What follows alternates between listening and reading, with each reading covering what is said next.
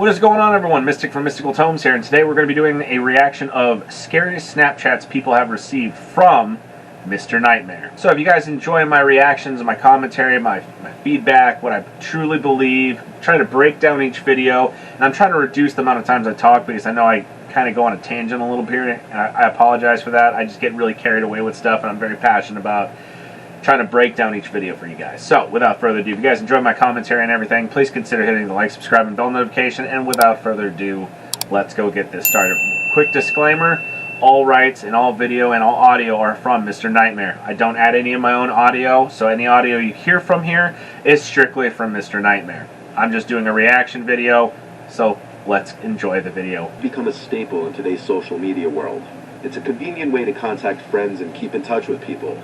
But as we've seen over and over on this channel, there can be a few privacy concerns if you're not careful.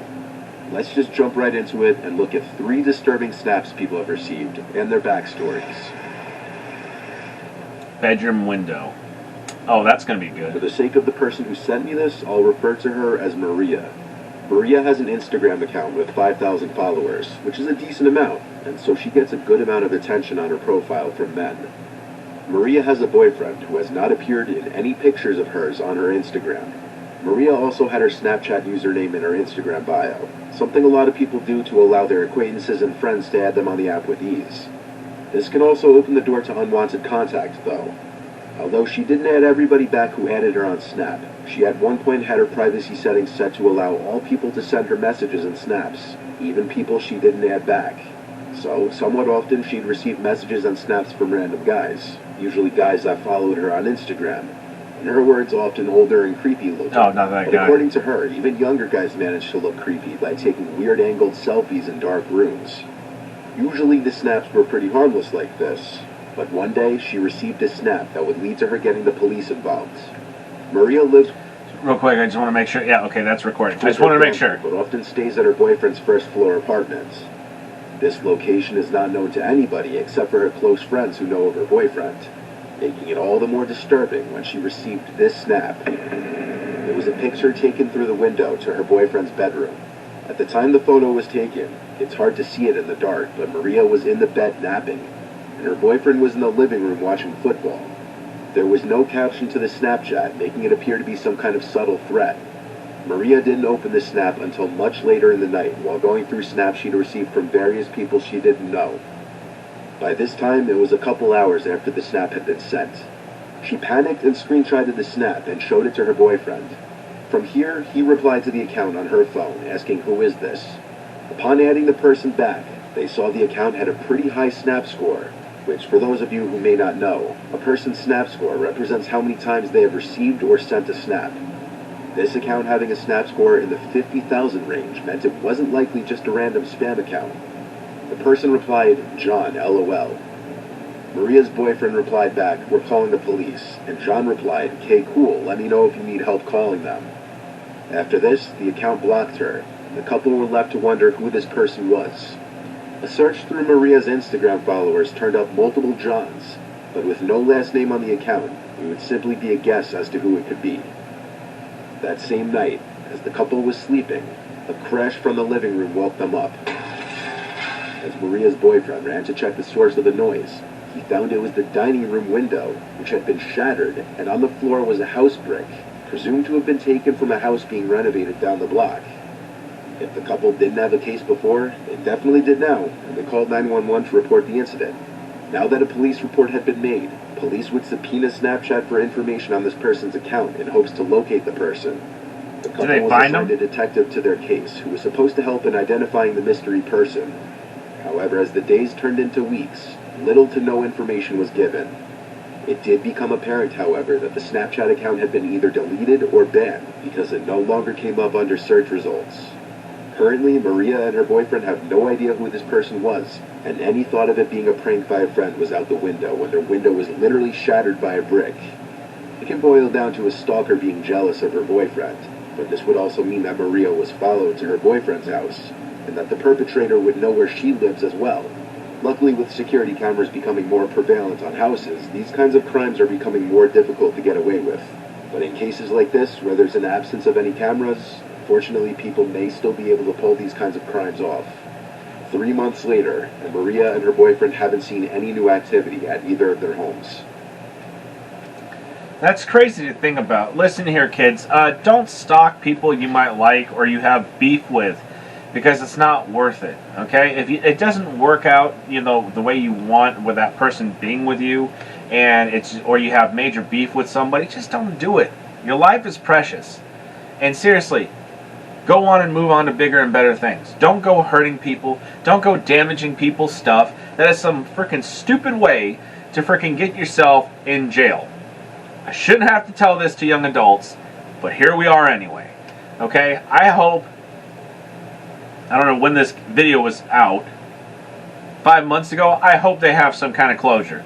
I hope that the guy got caught. I hope he's in jail for stalking, and I hope he has a restraining order against him. And also, he doesn't do it again. I really do. But again, that's just my opinion, and I don't think it's right for people to go stalking people. I think it's really messed up that people do that, men and women alike. So do yourselves a favor. Go to the gym, read a good book, eat healthy, and just stay away from people that you have beef with. Or if you're starting to find yourself in that mindset of that person has to be mine, stop and reflect on that. Because seriously, one of these days you're going to stalk the wrong person, and that other person's boyfriend or significant other, or even the person you're stalking themselves, will be packing heat and they'll line you full of holes. It could have been easily avoided. So therefore, don't do it. Have a great time. This next story comes from a college student named Tom from the University of Kentucky. Tom shares his location on the Snap Map feature, which, if you've been around my channel for a while, you know how things can sometimes turn out with that. Tom lives in a house off campus with 4 friends in a downtown area by a bunch of bars.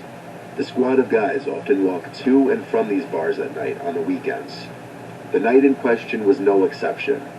Tom was on his way home from a nearby college bar, about a 15-minute walk from the house.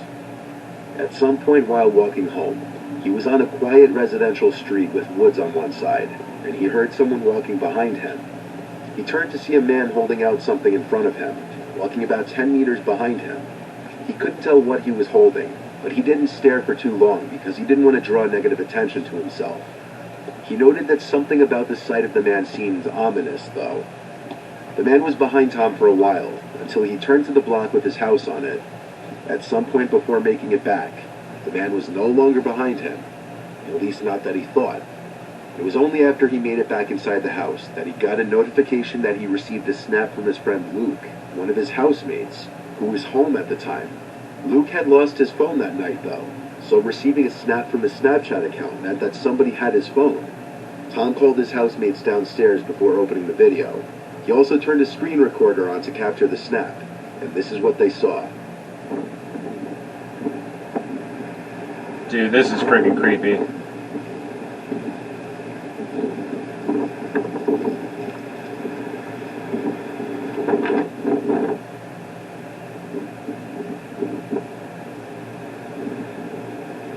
Yeah, that's not weird at all. That's terrifying. Video of Tom walking down the street towards his house. It was the man he had seen walking behind him, and what he was holding out in front of him was apparently Luke's phone. They had the idea to check the location of Luke's phone on the Snap Map, since he had his location enabled, as did Tom. The location of his Bitmoji was last updated 9 minutes ago, and its location was right on top of their house. So the 3 guys who were currently home ran around the entire property with all the outside lights on to light up the area. They didn't find the man with the phone, but oddly enough, Luke's Bitmoji moved just a tad as it updated again, yet it was still on top of the house, meaning whoever had the phone had to be somewhere that they were overlooking. After a while, the guys thought to lock the phone using the Find My iPhone feature, and then have it play a sound. When they did this, they were confused to hear the beeping sound of the phone coming from inside the house. Oh, hell no. Followed by stomping of someone's shoes and the front door slamming shut. Luke's beeping phone was still inside the house, but instead of going straight for that, the 3 guys ran outside to chase after whoever just ran out the front door. By the time they made it out onto the street, they had no idea which way the person went. They were out of sight, and they could have been hiding anywhere. That's After crazy, checking the dude. neighbors' yards, the guys went back inside to retrieve Luke's beeping phone, and Tom claims they found it right in the pantry closet, meaning the man was hiding in there for however long. At first, one could have maybe assumed that the person who had the phone was trying to return it, until it was discovered that that person was literally hiding in their house. Assuming all the details in the story are true, if I had to guess, the man who had stolen Luke's phone knew who he was somehow and was following Tom through his SnapMap Bitmoji location, all the way up to their house. There are some missing details though, like how the phone was stolen, what the method of entry to the house was, and if Luke and the rest of the guys in the house had any sort of enemies or people out to get them. No police action was taken apparently. Yeah, dude, here's the thing. You're breaking into a house with 3 guys. Don't know how big they are. Don't know what their kind of training they have. But you're 1 person versus 3. Now, yeah, could that person easily carry a weapon to defend themselves against 3 guys, which they brought themselves and they broke in themselves to a house of 3 dudes? Yes, they could. But it's kind of stupid to do so, and you kind of find yourself outnumbered. Stop freaking following people. Stop bothering people. If you have no beef with them, and you're just trying to make their lives miserable, shame on you, okay? But like I said, I'm not here to shame people, but shame on you for doing that. And I hope that guy never freaking bothered those people again. And I hope they did take police action. But this kind of stuff is not okay, because future generations down the line will see this and perceive it to be okay because they're more easily manipulated, because that's how it is. Okay? It's not okay. Leave people alone. Don't take their stuff. Don't break into their houses and try to sneak into the house and be an intruder. Because you can, like I said, you can get maimed, injured, all that other stuff, and it's entirely your fault. Okay? Be smart and stay in school, kids. That's all I'm going to say. Be smart, invest, eat healthy, and be smart about your life choices. This is a stupid thing to do, and I wouldn't recommend it. I would not recommend it for anybody. Just don't do it. In 2015, an Australian Redditor with username Skinna555 took 3 Snapchat videos of his parents' exotic birds and put them on a Snapchat story. What followed next was downright disturbing. Skinna and his girlfriend recently moved into his childhood home with his parents while their own house was being built. Skinna's parents owned 3 Australian parrots, and one night while he was home alone, he uploaded 3 Snapchat stories showing off the birds, since many people always asked about the birds. I'd say the first one of my parents' little birds is this little guy. It is little Leo. He's a cockatiel. The second little bird of my parents is a rainbow lorikeet. His name is Oliver. And there he is. And here I am with my good little mate. Is that someone with their hands doing that? Nothing. About 15 minutes after uploading the videos to his story, Skinna receives a text from one of his friends. And at the bottom of it, it says, "By the way, what was that in the window behind you in the last one?" So after seeing this text, he went to rewatch the clips a couple of times and opened them on his computer to get a larger and clearer view of the videos.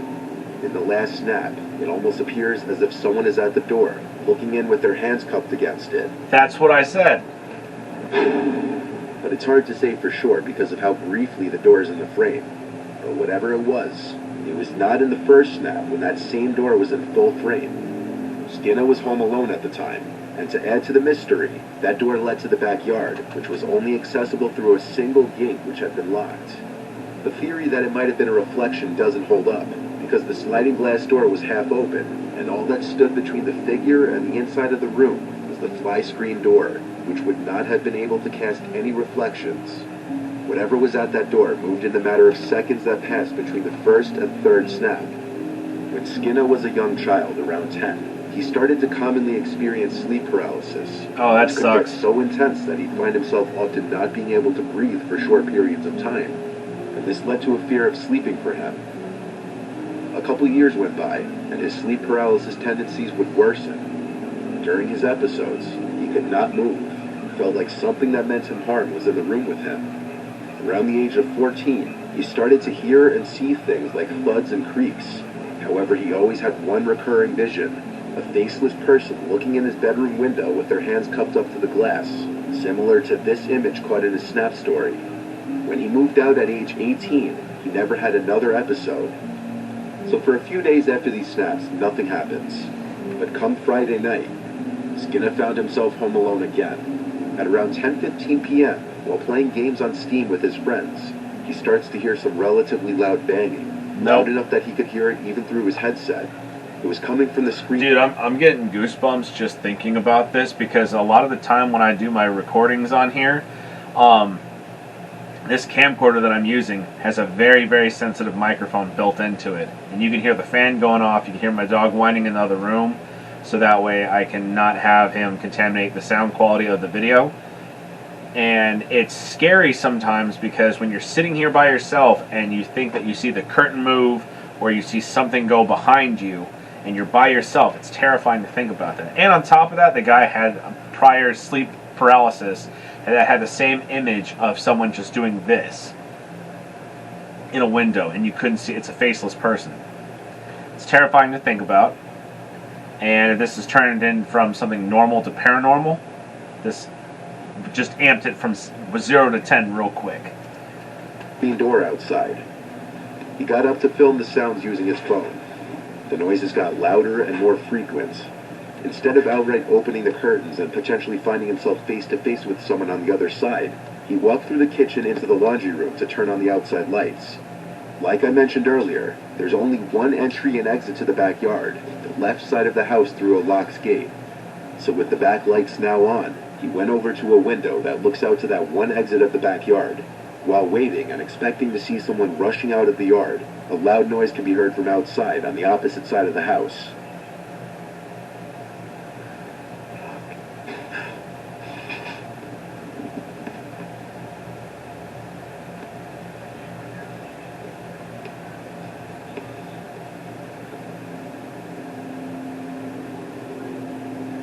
He aims the camera at the window for a few moments, then turns on the kitchen lights, and seconds later stops recording.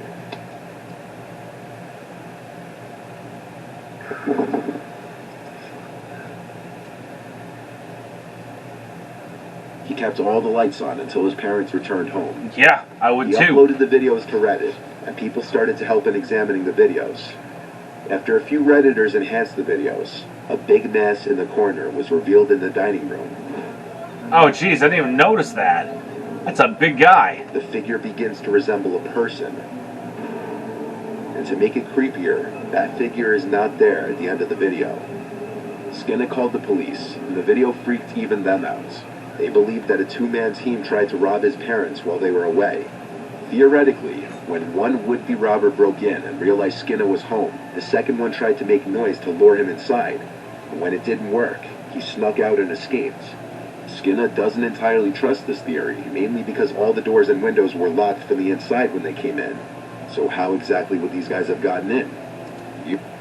I don't know, but we can all agree on one thing. And that is a very big dude. If I saw a guy that big breaking into my house, I'd have to make some really tough life decisions. Either A, I'm going to run, or if he's blocking the door, I'm going to have to do the ultimate thing and possibly take someone's life to defend myself. Because if I'm sleeping, I sleep on the couch because it's more structurally sound than my bed that I have, and it supports my back. I'm right next to the front door. So if someone breaks in, startles me, then it's going to be a horrible decision that I have to put on myself, saying, okay, you have 3 warnings. Not even that, but I'm telling you, get the hell out of my house. And if I see that guy, I'm probably going to say you're not going to get any warnings, and I'm going to have to do what I got to do. That's terrifying to find after enhancing the video. And I'm not saying it's paranormal, but if it is, that's terrifying to think about. But if it's just a two-man team breaking into the house and dealing with that, that is terrifying. I'm not saying it is on either case, but to think about it, it's terrifying to think about. Years later, this just remains to be another internet mystery. And what actually went down, we may never know.